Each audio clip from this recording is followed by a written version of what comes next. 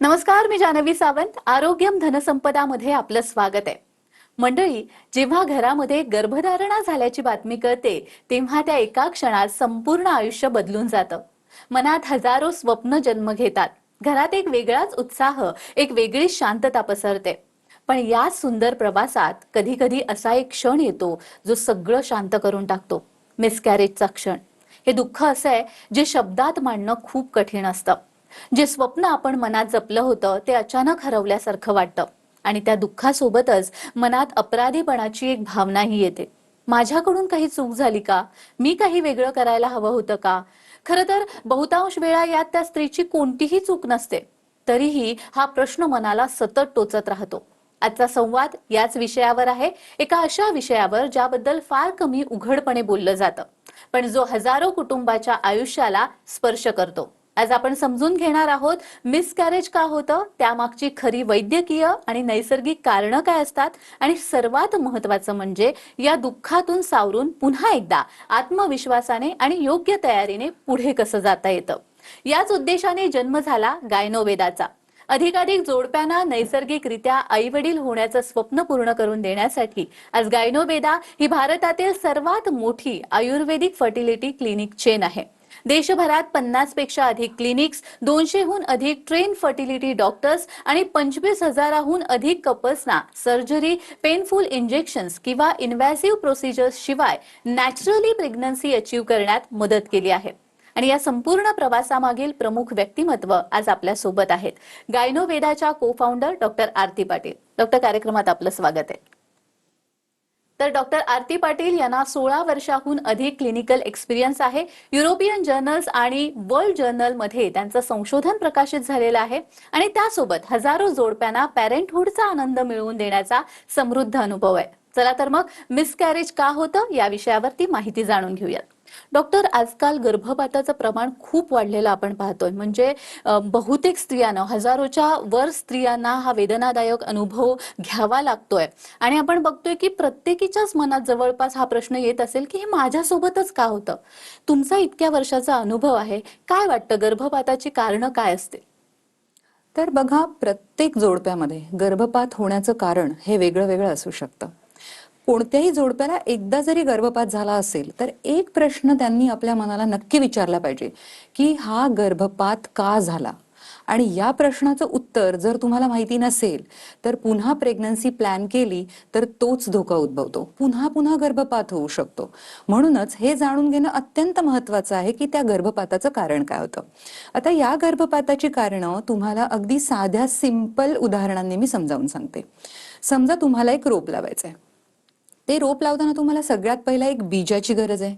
आता हे बीज जे आहे किंवा बी जे आहे ते उत्तम क्वालिटीचं नसेल किंवा त्याच्यावर उन्हाने परिणाम झाला असेल, खूप जुनं असेल, तर तुम्ही जेव्हा ते रोप लावाल तेव्हा ते थोडं उगवून तर येईल, पण पुन्हा त्याची वाढ खुंटू शकते आणि ते मध्यावर मरू शकतं. आणि आपल्यात सुद्धा नेमकं असंच होत असतं. आता विचार करा, प्रेग्नन्सीच्या वेळी स्पर्म आणि ओवम म्हणजे बीजच असतं, त्याची क्वालिटी उत्तम नसेल, म्हणजे स्पर्मची क्वालिटी उत्तम नसेल आणि एगची क्वालिटी उत्तम नसेल स्त्रीमधल्या, तर काय होईल? तर प्रेग्नन्सी तर राहील पण पुढे मिसकॅरेजचा धोका नक्की असणार. आता दुसरं उदाहरण, समजा बीज अतिशय उत्तम आहे आणि ज्या मातीमध्ये आपल्याला हे बीज रुजवायचं आहे त्याच्यामध्ये योग्य प्रमाणाचं पोषणच नसेल, तर न्यूट्रिएंट्सच नसतील, तर मग अशा परिस्थितीमध्ये सुद्धा ते रोप उगवायला परत सुरुवात होईल, पण मातीतलं न्यूट्रिशन संपलं की त्याची वाढ खुंटणार आणि तिथं परत ते रोप मरण्याची शक्यता आहे. आपल्यामध्येही असंच होत असतं. युट्रसच्या आतमधलं जे लाइनिंग आहे त्याला आम्ही एंडोमेट्रियम असं म्हणतो, आणि त्याची क्वालिटी उत्तम नसेल, त्याच्यामध्ये पूर्ण छान न्यूट्रिशन भरलेलं नसेल, तर काय होईल? प्रेग्नन्सी होईल, पण बाळाची वाढ तिथे होऊन बाळाला 9 महिने तिथं राहायचंय आणि 9 महिने बाळाची वाढ होण्यासाठी त्याला खूप न्यूट्रिशनची गरज आहे. हे न्यूट्रिशन त्या आतल्या स्तरामध्ये नसेल तर मिसकॅरेज होण्याची शक्यता आहे. बरोबर. आता तिसरा आणि महत्वाचा मुद्दा, समजा बीज पण चांगलं आहे आणि ज्याच्यात रुजवायचं ती माती पण उत्तम आहे. अशा सिच्युएशन मध्ये सुद्धा रोप छान येईल, पण मध्येच समजा आत त्याला कीड लागली, मुळांना कीड लागली, तर काय होईल? तर पुन्हा ते झाड वाढण्यासाठी लागलेलं न्यूट्रिशन ते मातीतून घेऊ शकणार नाहीत, ते पूर्ण आतून पोखरून निघेल. अशा सिच्युएशन मध्ये सुद्धा झाड मरून जाईल. बरोबर, आपल्यामध्ये सुद्धा नेमकं हेच होत असतं. समजा प्रेग्नन्सी तर राहिली, उत्तम होती, बीजाची क्वालिटी म्हणजेच काय, एगची क्वालिटी चांगली होती, स्पर्मची क्वालिटी चांगली होती, गर्भाशयातलं आतलं अस्तर सुद्धा छान होतं, मग प्रेग्नन्सी तर राहील. पण समजा त्या स्त्रीमध्ये गर्भाशयाच्या आतमध्ये जर माइल्ड इन्फेक्शन असेल, थोडं जंतू असतील, तर पुढे जाऊन ते जंतू ही सगळी प्रेग्नन्सीमध्ये प्रॉब्लेम क्रिएट करतात आणि त्याचं न्यूट्रिशन थांबवतात. मग अशा वेळी सुद्धा अचानक रक्तस्राव चालू होतो आणि मिसकॅरेज होतं. तर हीच 3 महत्वाची कारणं आहेत मिसकॅरेज होण्याची, जी आम्ही रुटीनली आमच्या कन्सल्टेशन्स जेव्हा सगळ्या क्लिनिक्समध्ये होतात तेव्हा हीच 3 प्रामुख्याने आम्हाला कारणं दिसून येतात. आणि म्हणूनच मिसकॅरेज झालं असेल तर पहिल्यांदा त्याचं कारण काय ते शोधलं पाहिजे, त्याच्यावर योग्य तो उपचार केला पाहिजे, म्हणजेच पुढच्या वेळी तुम्हाला हेल्दी प्रेग्नन्सी होण्याची शक्यता वाढते. निश्चितच. डॉक्टर, आजकाल आपण बघतोय की गर्भपाताची कारणं शोधण्यासाठी अनेक तपासण्या आहेत, स्कॅन उपलब्ध आहे, इतरही चाचण्या उपलब्ध आहे. मग आयुर्वेद नेमकं याकडे कसं पाहतं किंवा आयुर्वेदाचा दृष्टिकोन याहून कसा वेगळा आहे? तर बघा, आधुनिक शास्त्र असू दे किंवा आयुर्वेद असू दे, दोन्हीचा उद्देश एकसारखाच आहे. उद्देश काय आहे की बाळ पण हेल्दी पाहिजे आणि आई पण हेल्दी पाहिजे. परंतु त्या दोघांच्या दृष्टिकोनामध्ये मात्र एक फरक नक्की आहे. तो म्हणजे असा की कोणालाही मिसकॅरेज झालं तर आधुनिक शास्त्रामध्ये भरपूर टेस्ट केल्या जातात, कारण त्यांना पण कारण शोधायचं असतं की नक्की हा गर्भपात का झाला. मग त्या सगळ्या टेस्ट इम्युनॉलॉजी रिलेटेड असतील किंवा स्कॅन केले जातात, ब्लड टेस्ट केल्या जातात आणि हे शोधून काढलं जातं की गर्भपात नक्की का झाला. पण त्यानंतरची जी स्टेप आहे म्हणजे त्याच्यावर योग्य तो उपचार करणं, तिथं मात्र थोडंसं कॉम्प्रोमाइज दिसून येतं. उदाहरणार्थ बऱ्याच केसेसमध्ये पुन्हा तेच उपचार सजेस्ट केले जातात, जसं की ओव्ह्युलेशन स्टडी सांगितले जातात, IUI, IVF तेच उपचार सांगितले जातात. आयुर्वेदामध्ये नक्की याच टप्प्यावर खूप मोठा फरक आहे. आयुर्वेदाचा दृष्टिकोन खूप सखोल आहे. म्हणजे ह्याच्यामध्ये कसं होतं की आयुर्वेदामध्ये पण आम्ही सगळ्या टेस्ट करतो आणि हे शोधून काढतो की नक्की काय कारण आहे ज्याच्यामुळे हा गर्भपात झाला. पण त्यानंतर मात्र जे कारण सापडलंय त्याचा उपचार करणं हे खूप महत्वाचा टप्पा असतो. आता बघा, शतावरी याबद्दल तर आपण सगळ्यांनीच ऐकलंय. तर शतावरी हे जे हर्ब आहे ते पूर्ण युट्रसला म्हणजे रिप्रोडक्टिव्ह सिस्टमला स्ट्रेंथ देणार आहे, हॉर्मोन बॅलन्सिंग करणार आहे आणि पूर्ण ओव्हरऑल रिप्रोडक्शनलाच बल देणार आहे. आता ते म्हणून शतावरी हे एक महत्वाचं हर्ब आहेच. आता दुसरं हर्ब सांगायचं झालं तर जिवंती, ते इम्प्लांटेशन म्हणजेच काय की बाळ जेव्हा पोटामध्ये म्हणजे युट्रसच्या आतल्या अस्तरमध्ये रुजतं त्या इम्प्लांटेशनच्या प्रोसेसला मदत करणारं जिवंती हे हर्ब आहे. पण हे जरी खरं असलं तरी सगळ्याच जोडप्यांमध्ये शतावरी आणि जिवंती देऊन चालत नाही. आपल्याला हे बघावं लागतं की या पर्टिक्युलर जोडप्यामध्ये कोणत्या कारणाने गर्भपात झालाय. बघा, मग कोणामध्ये कारण इन्फेक्शन असेल, कोणामध्ये PCOS असेल, कोणाला थायरॉइडचा प्रॉब्लेम असेल, हॉर्मोनल इम्बॅलन्स असेल, अशी अनेक कारणं असू शकतील. कोणामध्ये एक क्वालिटी चांगली नाही. तर त्या कारणानुसार योग्य तो उपचार त्यांना देणं याच्यावर आयुर्वेदाचा जास्त फोकस असतो. इतकंच नव्हे तर गर्भधारणेची तयारी हा आयुर्वेदाचा एक खूप महत्वाचा मुद्दा आहे. जसं मी तुम्हाला सांगितलं की एक क्वालिटी, स्पर्म क्वालिटी, गर्भाशयाच्या आतल्या अस्तराची क्वालिटी, ती सुधारण्यासाठी योग्य तो वेळ देणं, योग्य ते उपचार करणं हे आयुर्वेदामध्ये खूप महत्वाचं असतं. अगदी थोडक्यात आणि सोपं सांगायचं म्हणजे आधुनिक शास्त्रामध्ये गर्भधारणेला म्हणजे गर्भधारणा करून देण्याकडे जास्त लक्ष दिलं जातं. पण आयुर्वेदामध्ये असं आहे की गर्भधारणा तर आहेच, पण त्याआधी गर्भधारणेची तयारी, 9 महिने पोटात जेव्हा गर्भ वाढतो तेव्हा तो हेल्दी पद्धतीने वाढावा आणि हातामध्ये तुमच्या एक हेल्दी बाळ यावं, या सगळ्या गोष्टींकडे पूर्ण लक्ष दिलं जातं. हाच तो दृष्टिकोनातला महत्वाचा फरक आहे. मैत्रिणींनो, तुम्हालाही जर असा काही त्रास असेल तर घाबरून जाऊ नका आणि टेन्शन तर अजिबात घेऊ नका. गायनोवेदाशी कन्सल्ट करा आणि त्यासाठी स्क्रीनवर दिलेल्या फोन नंबरवर नक्की संपर्क करा. डॉक्टर, एकदा गर्भपात झाला की प्रत्येक जोडप्याच्या मनात भीती असते की पुढच्या वेळी असंच होणार नाही ना. तर पुढच्या वेळी जेव्हा गर्भधारणा करायची असेल त्यावेळी त्याआधी जोडप्याने काय काळजी घेतली पाहिजे? सगळ्यात पहिली आणि महत्वाची गोष्ट म्हणजे एकदा गर्भपात झाल्यानंतर पुन्हा लगेच प्रेग्नन्सीची घाई करू नये. पहिल्यांदा स्वतःला प्रश्न विचारावा की हा गर्भपात नक्की का झाला, आणि त्या प्रश्नाचं उत्तर जर तुम्हाला माहित नसेल तर गर्भपात हा पुन्हा पुन्हा होऊ शकतो. म्हणजे पहिला मुद्दा काय आहे तर गर्भपाताचं कारण शोधून त्याचा उपचार होणं हे खूप महत्वाचं आहे आणि त्यानंतरच आपण पुढची प्रेग्नन्सी प्लॅन करू शकतो. या इतकाच महत्वाचा मुद्दा म्हणजे प्रेग्नन्सीची तयारी. एकदा गर्भधारणा झाली की आपण फार काही करू शकत नाही. तर आपल्याला जी काही तयारी करायची ती गर्भधारणेपूर्वी करायला लागेल. मग ती एग क्वालिटी इम्प्रूव्ह करणं असेल, स्पर्म क्वालिटी इम्प्रूव्ह करणं असेल, गर्भाशयाला उत्तम पद्धतीचं टॉनिक काय द्यायचं असेल ते असेल, जेणेकरून पुढच्या वेळी मिसकॅरेज होणार नाही. ही जी सगळी गर्भधारणेची तयारी आहे तेही तितकीच महत्वाची आहे आणि हा खूप महत्वाचा टप्पा आहे. आता तिसरी आणि महत्वाची गोष्ट म्हणजे बघा, सगळ्यांनाच गर्भपात काही एकाच वेळी होत नाही. बरोबर 9 महिन्याची प्रेग्नन्सी असते. त्या 9 महिन्यामध्ये पहिले 3 महिने, दुसरे 3 महिने आणि तिसरे 3 महिने यांना फर्स्ट, सेकंड आणि थर्ड ट्रायमिस्टर असं म्हणतात. तर कोणाला नक्की कोणत्या 3 महिन्यात, पहिल्या, दुसऱ्या का तिसऱ्या 3 महिन्यात गर्भपात होतो यावर सुद्धा त्याची कारण अवलंबून असतात. म्हणजे उदाहरणार्थ कोणाला फर्स्ट ट्रायमिस्टर म्हणजे पहिल्या 3 महिन्यात गर्भपात होत असेल तर त्याची कारणं क्रोमोझोमल असू शकतात, काही इन्फेक्शन असू शकतं किंवा कोणाकोणाला आतमध्ये थोडीशी सूज असू शकते. तर ह्या सगळ्यांची व्यवस्थित तपासण्या करून कारण शोधून त्या पद्धतीचे उपचार करायला लागतात. बघा, दुसरी ट्रायमिस्टर म्हणजेच काय, दुसरे 3 महिने, चौथा, पाचवा आणि 6वा महिना प्रेग्नन्सीचा, त्यामध्ये जर कोणाला गर्भपात होत असेल तर त्याचं जे कारण असतं ना, हे शक्यतो गर्भाशयात असतं. म्हणजे काय, बाळाचा आकार जसजसा वाढेल तसा त्याचा पूर्ण भार ह्या गर्भाशयाच्या तोंडावर म्हणजे सर्व्हिक्सवर यायला लागतो. मग काही बायकांमध्ये सर्व्हिक्स हा स्ट्रॉंग नसतो. मग बाळाचं वजन वाढलं की तो आपोआप उघडतो आणि मग आपोआप ब्लिडिंग चालू होतं आणि म्हणजे मिसकॅरेज होतं आणि कळत सुद्धा नाही. म्हणजे अगदी पेनलेस मिसकॅरेज होतं हे. ठीक आहे, तर अशा पद्धतीचं मिसकॅरेज असेल तर त्याचं कारण वेगळं होतं की सर्व्हिक्समध्ये स्ट्रेंथ नव्हती, हे त्याचं कारण होतं. म्हणजे थोडक्यात काय की तुमच्या प्रेग्नन्सीच्या कोणत्या टप्प्यावर हा मिसकॅरेज झालेला आहे त्याच्यावर सुद्धा त्याची कारणं अवलंबून असतात. बघा, आयुर्वेदामध्ये एक अतिशय सुंदर कॉन्सेप्ट सांगितलेला आहे आणि तो म्हणजे मासानुमासिक गर्भवृद्धी. ह्याचा अर्थ असा की प्रत्येक महिन्यामध्ये पोटात जे बाळ वाढतंय त्याच्यामध्ये वेगळा वेगळा विकास होतोय, त्याच्यामध्ये वेगळ्या वेगळ्या डेव्हलपमेंट होत आहेत. त्यानुसार आईच्या शरीराची गरज पण वेगळी वेगळी आहे आणि म्हणूनच प्रत्येक महिन्यातलं चॅलेंज सुद्धा वेगळं आहे.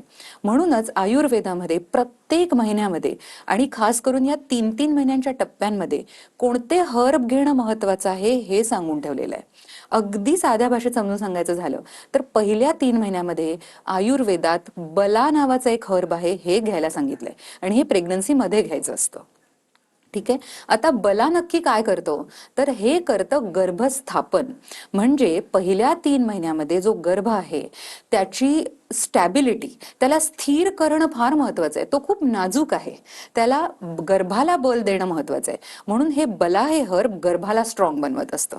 म्हणून पहिल्या 3 महिन्यामध्ये प्रेग्नन्सीमध्ये बला हे हर्ब घेणं फार महत्वाचं.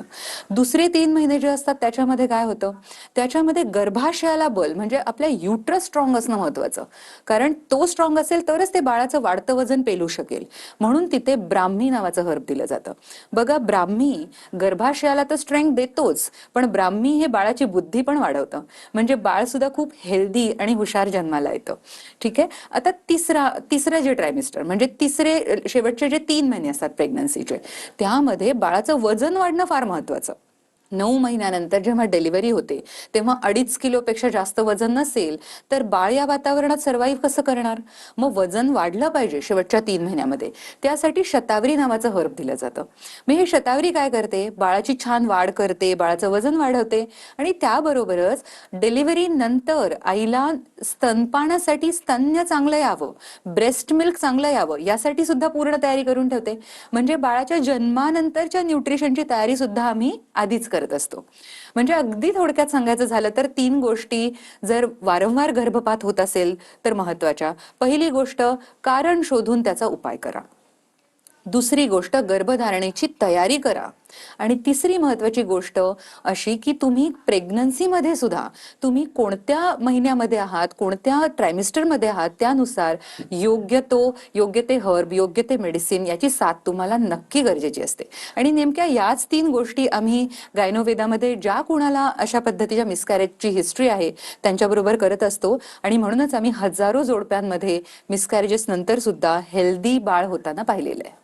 अगदी याच प्रकारे पुण्याच्या क्लिनिकमध्ये आमच्याकडे एक संजय आणि अस्मिता म्हणून पेशंट आले होते आणि मला अगदी प्रकर्षाने आठवतंय की आम्ही त्यांची मॅनेजमेंट कशी केली होती.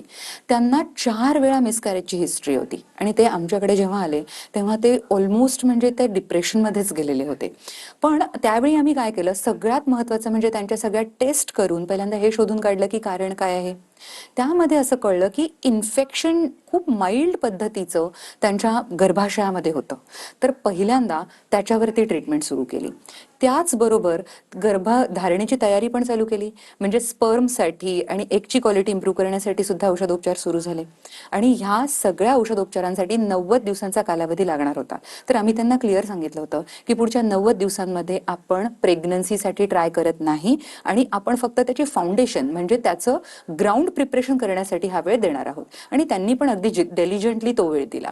त्यानंतर त्यांना गर्भधारणा तर झालीच, पण गर्भधारणा झाल्यानंतर सुद्धा मी म्हटल्याप्रमाणे बला, ब्राह्मी, शतावरी असे हर्ब देऊन त्यांना थ्रूआउट प्रेग्नन्सी सपोर्ट मिळाला आणि आज त्यांना एक अतिशय छान हेल्दी मुलगा आहे.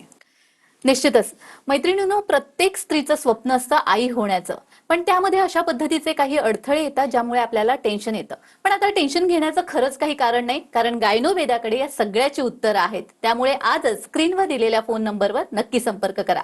कार्यक्रमात वेळ झाली आहे छोट्याशा विश्रांतीची. कुठेही जाऊ नका, पाहत रहा आरोग्यम धनसंपदा.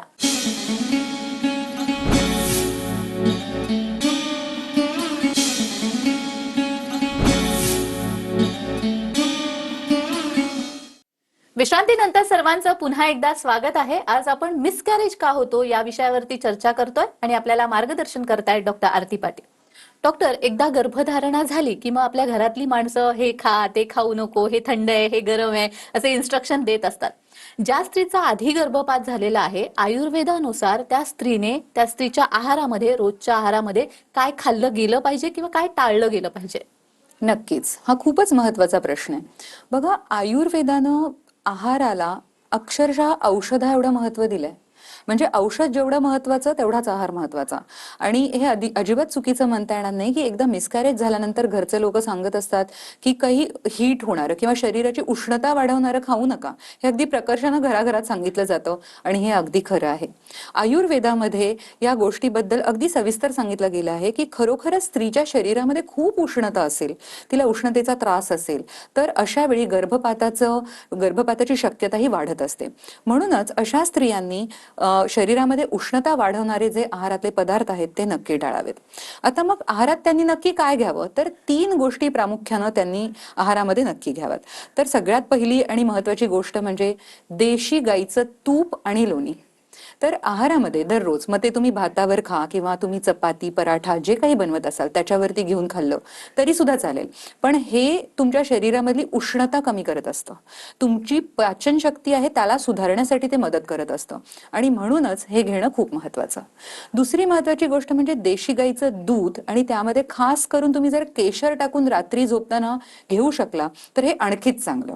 याच्यामुळे संपूर्ण गर्भाशयाला एक प्रकारचं बल मिळतं आणि मिसकॅरेजची शक्यता कमी होते. गर्भाशयाचे स्नायू असतात ना, ते खूप बळकट होतात ह्याच्यामुळे. तिसरी आणि महत्वाची गोष्ट म्हणजे खडीसाखर. तर आपण रुटीनली जी साखर वापरतो त्याऐवजी आपल्याला खडीसाखर वापरायची आहे. खडीसाखरेचा महत्वाचा गुणधर्म म्हणजे ती शरीरातली उष्णता शोषून घेते. म्हणूनच ज्या कोणाला मिसकॅरेजची हिस्ट्री आहे त्यांनी या 3 गोष्टी आपल्या आहारामध्ये इन्क्लूड करणं खूप महत्वाचं आहे. यामुळे ऑटोमॅटिक त्यांच्या शरीरातली उष्णता कमी होऊन गर्भधारणेला मदत होते. आता दुसरा महत्वाचा मुद्दा म्हणजे कोणत्या गोष्टी अवॉइड केल्या पाहिजेत. तर याच्यामध्ये खास करून अगेन तुमच्या शरीरात उष्णता वाढवणाऱ्या गोष्टी कमी केल्या पाहिजेत. म्हणजे पपई, अननस यासारखी जी फळं असतात ही जर सतत खाण्यात असली तर त्यामुळे सुद्धा शरीरातली उष्णता वाढू शकते. दुसरी महत्वाची गोष्ट, भरपूर जणांना खूप ऑइली, स्पायसी म्हणजे तिखट आणि तेलकट खाण्याची सवय असते, ती त्यांची आवडच असते. पण जर मिसकॅरेजची हिस्ट्री असेल तर असे पदार्थ शक्यतो टाळावेत. तिसरी गोष्ट म्हणजे शिळं अन्न खाऊ नये. म्हणजे सकाळी बनवून ठेवलेलं संध्याकाळी खायचं, संध्याकाळी बनवून ठेवलेलं दुसऱ्या दिवशी. तर शक्यतो असं करू नये, कारण त्यामुळे सुद्धा एक प्रकारचे टॉक्सिन शरीरात तयार होतात आणि ते सुद्धा शरीरातली उष्णता वाढवत असतात, ऍसिडिटी वाढवत असतात. तर या सगळ्या गोष्टी नक्कीच अवॉइड केल्या पाहिजेत. आता बघा, मी आहारातल्या या काही गोष्टी तर सांगितल्या, पण असं बिलकुल नाहीये की मिसकॅरेज जर होत असेल तर फक्त आहार सुधारून ते सुधारता येईल असं मात्र मी म्हणणार नाही. तर मिसकॅरेजची हिस्ट्री असेल तर डॉक्टरांचा सल्ला हा तरी सुद्धा घ्यावाच लागतो. हे खूप महत्वाचं आहे, कारण मी पूर्वी सांगितल्याप्रमाणे तुम्हाला त्याचं पहिलं कारण शोधलं पाहिजे, त्याच्यावर योग्य उपचार केले पाहिजेत आणि मग डॉक्टरांच्या सल्ल्यानुसार पुढचा प्रवास करणं खूप महत्वाचं असतं. तर मैत्रिणींनो, तुम्हालाही जर असा काही त्रास असेल तर डॉक्टर आरती पाटील यांना नक्की भेटा आणि त्यासाठी स्क्रीनवर दिलेल्या फोन नंबरवर नक्की संपर्क करा. डॉक्टर, गायनोवेदामध्ये अशा हजारो महिलांनी उपचार घेतलेले आहेत ज्यांचा एक किंवा अनेक वेळा गर्भपात झालेला आहे आणि त्यानंतर त्यांनी निरोगी बाळाला जन्म दिलाय. तुम्हाला काय वाटतं, या यशामागचं कारण काय आहे आणि आपल्या महिला वर्गाला काय संदेश द्याल? मला असं वाटतं की सगळ्यात मोठं कारण म्हणजे गायनोवेदामध्ये ज्या केसेसमध्ये मिसकॅरेज झालेलं आहे त्यांच्यात यशाची व्याख्याच वेगळी आहे. बऱ्याच ठिकाणी म्हणजे प्रेग्नन्सी राहिली की हा प्रवास संपतो, पण गायनोवेदामध्ये तिथेच हा प्रवास सुरू होतो. कारण थ्रूआउट प्रेग्नन्सी त्यांना सपोर्ट देणं जास्त महत्वाचं आहे. गर्भधारणा होणं महत्वाचं नाही, कारण ती तर ऑलरेडी होतेच आहे, पण 9 महिने पोटात ते बाळ टिकून राहणं आणि हेल्दी बाळ हातात येणं हे आमच्यासाठी जास्त महत्वाचं असतं. त्यासाठी 3 गोष्टी आम्ही नेहमी प्रत्येक कपलमध्ये फॉलो करत असतो. पहिली गोष्ट म्हणजे आम्ही त्या कपलमध्ये कोणत्या कारणामुळे मिसकॅरेज झालं होतं हे पहिला शोधून काढतो आणि त्याच्यावरचा उपाय करतो. दुसरी महत्वाची गोष्ट म्हणजे गर्भधारणेची तयारी. मग त्यासाठी 60 किंवा 90 दिवसाचा जो काही कालावधी लागेल ते आम्ही स्पष्ट सांगत असतो की आपल्याला येणारे 90 दिवस किंवा 60 दिवस आपण गर्भधारणासाठी प्रयत्न करत नाही, तर आपण त्या गर्भधारणेची तयारी करणार आहोत. मग त्याच्यामध्ये स्पर्म क्वालिटी, एग क्वालिटी या सगळ्यांवर आपण काम करत असतो. आणि तिसरा सगळ्यात महत्वाचा मुद्दा, गर्भधारणा झाल्यानंतर सुद्धा त्या स्त्रीला सपोर्टची गरज असते. मग प्रत्येक महिन्यामध्ये तिला कोणते हर्ब दिले पाहिजेत आणि त्याच्यामुळं आपण त्या मिसकॅरेजचा धोका टाळू शकतो, त्यावर पण आपण काम करत असतो. म्हणजे गर्भधारणेची तयारी, कारण शोधून त्याच्यावरचे उपाय आणि गर्भधारणा झाल्यानंतरचा सुद्धा सपोर्ट, हे ज्या 3 गोष्टी आम्ही करत असतो या नक्कीच या केसेसमध्ये फायदेशीर ठरत असतात. मिसकॅरेज ज्या कोणाला झालेलं असेल त्या सगळ्या कपल्सना माझा एकच सल्ला आहे, तर गर्भपात झाला म्हणून त्याचा दोष स्वतःला देऊ नका. लक्षात घ्या, ही तुम्हाला मिळालेली संधी आहे कारण शोधून काढायची की असं का झालं, आणि शरीरामध्ये जो काही प्रॉब्लेम असेल ती भरून काढायची किंवा त्याच्यावर उपचार करायची, ते व्यवस्थित करून घेण्याची ही ऍक्च्युली तुम्हाला मिळालेली संधी असते. तर कारण शोधून काढा, त्याच्यावर योग्य उपचार करा, विश्वास ठेवा आणि एक गोष्ट नक्की लक्षात ठेवा की मोठं संकट आल्यानंतरच, मोठा प्रॉब्लेम झाल्यानंतरच एक छान आनंद तुमच्या आयुष्यात येणार असतो. तर हजारो कपल्स ज्यांना मिसकॅरेजची हिस्ट्री होती त्यांचा संपूर्ण प्रवास आम्ही गायनोवेदामध्ये बघितलेला आहे. तर यांच्यामध्ये आपण जर योग्य कारण शोधून काढलं, त्यावरचा योग्य उपचार केला, गर्भधारणेची योग्य तयारी केली आणि गर्भधारणेनंतर योग्य तो सपोर्ट दिला, तर हेल्दी बाळ नक्की होऊ शकतं. तर मैत्रिणींनो, तुम्हीही आई होण्याचं स्वप्न पाहताय पण वारंवार गर्भपात होतोय, त्यामुळे तुम्हाला टेन्शन आलंय, तर काळजी करू नका. डॉक्टर आरती पाटील यांची भेट घ्या आणि त्यासाठी स्क्रीनवर दिलेल्या फोन नंबरवर नक्की संपर्क करा. डॉक्टर, तुम्ही इथे आलात आणि खूप छान मार्गदर्शन केलं, त्यासाठी खूप खूप धन्यवाद. तर आरोग्यम धनसंपदामध्ये आज आपण इथेच थांबतोय. पुन्हा भेटूया एका नवीन विषयासह. तुम्ही कुठेही जाऊ नका, पाहत रहा TV9 मराठी.